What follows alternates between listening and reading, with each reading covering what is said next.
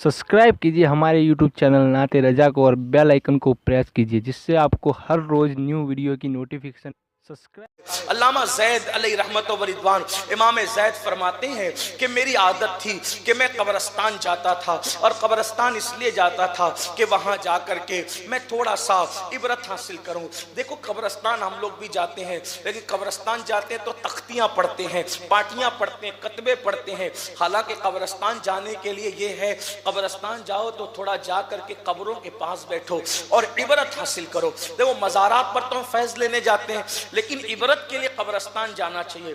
मज़ारात पर आप इबरत नहीं हासिल कर सकते, क्यों? वहाँ अनवार और तजल्लियात की इतनी बारिश होती है, वहाँ जो है वो आदमी देख करके ना उसको वहशत होती है ना दहशत होती है, बल्कि वहशत वाले दिल को सुकून मिल जाता है, वहशत वाले दिल को करार मिल जाता है, बेचैन दिल को चैन मिल जाता है। क्यों? इसलिए कि कुरान कहता है इन्ना रहमतल्लाहि करीबुम मिनल मुहसिनीन, कि बेशक अल्लाह की रहमत मुहसिनीन यानी वलियों के करीब है, नेक बंदों के करीब है। जहाँ रहमत बरस रही हो वहाँ वहशत कैसी, वहाँ दहशत कैसी, बल्कि वहाँ तो सुकून मिलता है, वहाँ तो करार मिलता है, वहाँ तो इत्मीनान मिलता है। अल्लाह वालों के आस्ताने पर दुआएं कबूल होती है। फैज़ लेना है तो वलियों के यहाँ जाओ, और इबरत हासिल करना है तो कब्रिस्तान जाओ। थोड़ी देर आंखें बंद करके सुकून से बैठो या आंखें खोल के बैठो, सोचो इस कब्र के अंदर कोई तो सो रहा है, वही सो रहा है। कभी कोई फुटपाथ पे सोता था, यहाँ सो रहा है, कोई महल में सोता था, यहाँ सो रहा है। फुटपाथ पे सोने वाला और महल में सोने वाला दोनों की कब्रें बाजू बाजू में है। ऐसा लगता है दोनों सुकून से है, लेकिन पता नहीं किसकी कब्र जन्नत के बाग में से बाग है, किसकी कब्र जहन्नम के गढ़ों में से गड़ा है, कुछ भी नहीं पता। लेकिन दुनिया दुनिया दुनिया में इतना मसरूफ हुआ इंसान, आखिरत भूला, कब्र भूला, हश्र भूला। आज लोग इतने बेबाक है, कहते हैं मौलाना जो होगा देखा जाएगा। अल्लाह अकबर। वहाँ सिद्दीक अकबर की आंख में आंसू है, फारूक आजम की आंख में आंसू है, बल्कि सहाबा कहते हैं अल्लाह के रसूल अलैहिस्सलाम भी एक जनाजे में तशरीफ ले गए तो इतना रोए कि दाढ़ी तर हो गई। हमने कहा या रसूल अल्लाह, कब्रों को देखकर आप भी रो रहे हैं? आप गौर फरमाइए, अल्लाह के रसूल से कब्रों को देख के हुजूर आप भी रो रहे हैं? हुजूर का ये रोना तालीम उम्मत के लिए था, वरना कब्र क्या चीज है? हुजूर कदम रख दे तो वो कब्र जन्नत के बागों में से बाग बन जाए, यही तो है। लेकिन हुजूर रो रहे तालीब उम्मत के लिए, और हमें रोना नहीं आता। हम तो दुनिया और रिश्तेदारी की इसकी उसकी अड़गम दड़गम बात करते जाते हैं और जनाजे पे मिट्टी दिए नहीं दिए निकल जाते हैं। थोड़ा बैठकर सोचो, हड्डियां पिघल गई लोगों की, हड्डियां खा ली मिट्टी ने। कैसे वो लोग थे, कोई मुतवल्ली साहब, कोई हाजी साहब, कोई गाजी साहब, कोई ये साहब, कोई वो साहब, है किसी की चली? वहां सब मिट्टी में सो रहे हैं। बस बात इतनी है, न खानदान, न कबीला, न खित्ता, न इलाका, न डिग्री, कुछ नहीं। बस इतना, बंदे राजी मुझे किया या नहीं।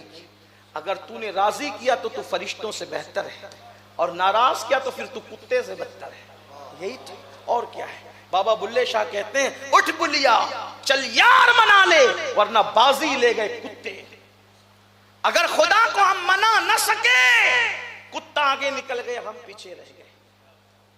इमाम ज़ैद फरमाते हैं, जिसको अल्लामा शुएब अपनी किताब में लिखते हैं, फरमाते हैं कि मैं कब्रिस्तान जाता था इबरत के लिए। एक दिन मैं कब्रिस्तान में कब्र के पास बैठा था, मेरी आंख लगी तो मैंने ख्वाब में एक भयानक मंजर देखा कि मुर्दे अपनी अपनी कब्रों से निकल रहे, और एक मुर्दा निकला कब्र से, और आसमान से एक आग की जंजीर समझते हैं, चैन, जंजीर आग की आसमान से उतरती है और उसके हलक में डाली जाती है, और वो हलक से गुजरते हुए उसके पाखाने के मकाम से नीचे को निकलती है। इमाम ज़ैद कहते हैं मैंने ये मंजर देखा, और वो चीख रहा था, और चीखते हुए फरिश्तों से कहता था, फरिश्तों क्या मैं नमाजी नहीं था? यानी वो बेनमाजी नहीं था, नमाजी था। मैं नमाजी नहीं था, मैं नमाजें नहीं पढ़ता था, मैंने उम्रा नहीं किए, मैंने हज नहीं किए, मेरी चौखट पे आने वालों को क्या कभी मैंने खाली लौटाया? क्या मैंने कभी ज़कात देने में कोताही की?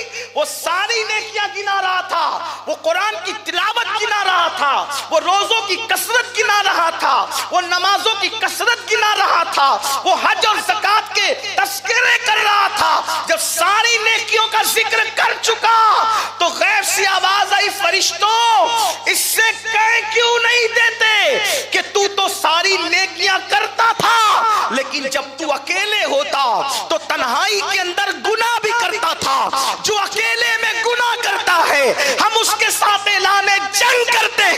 اور اس کی نیکیوں کو ہم ذروں میں بانٹ دیتے ہیں، ہوا منصورہ بنا دیتے ہیں، اس کے نیکیوں کو ہم ریت کے چھوٹے چھوٹے ذروں کی طرح بکھیر دیتے ہیں، ہماری بارگاہ میں ان کے اعمال قبول نہیں ہوتے جو تنہائی میں گناہ کر کے ہمیں جنگ کا چیلنج کرتے ہیں۔ اللہ اکبر۔ امام زید فرماتے ہیں میری آنکھ کھلی اور خواب کا اثر میرے پورے وجود پر تھا، میں لرزہ برندام تھا کہ اللہ اکبر، نمازیں پڑھنے والے، روزے رکھنے والے، عمرہ کرنے والے، حج کرنے والے اگر تنہائی میں گناہ کرے ان کا انجام کیا ہوگا؟ آپ مجھے بتائیں میرے بھائیوں۔ آج اگر ہم کسی کو 10 روپیہ دیتے ہیں تو ہم سوچتے ہیں کہ واٹس ایپ پر کوئی شیئر کر دے کہ ہم نے 10 روپے دیے، لیکن گناہ کرتے ہیں تو چھپ کے کرتے ہیں۔ جو نیکی چھپ کے کرنا چاہیے تھا اس نیکی کو لوگوں کے سامنے کرتے ہیں اور گناہ اعلانیہ کرتے ہیں، گناہ چھپ کے کرتے ہیں۔ اللہ اکبر۔ اندازہ تو فرمائیں، اللہ اکبر، چھپ کے گناہ کرنے والوں کے لیے اعلان جنگ فرمایا گیا۔